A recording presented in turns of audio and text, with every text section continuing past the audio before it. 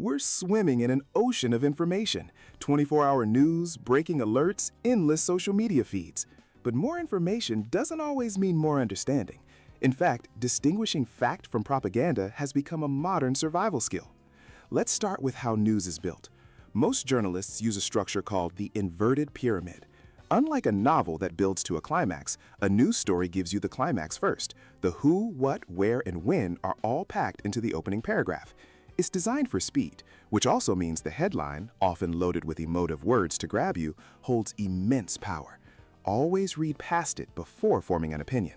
But bias isn't just in the structure, it's in the words.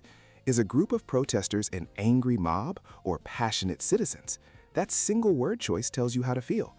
Bias also hides in what's left out, the other side of an argument, or sources that disagree with the journalist's view.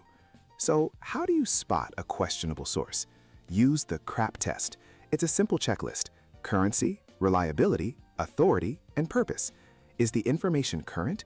Is it reliable with evidence you can check? Who is the authority, an expert or just someone with a keyboard? And most importantly, what is its purpose?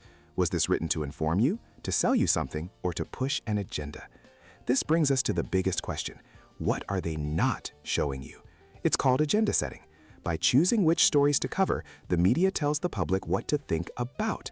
If every channel covers a celebrity's haircut but ignores a critical climate report, they're setting the agenda.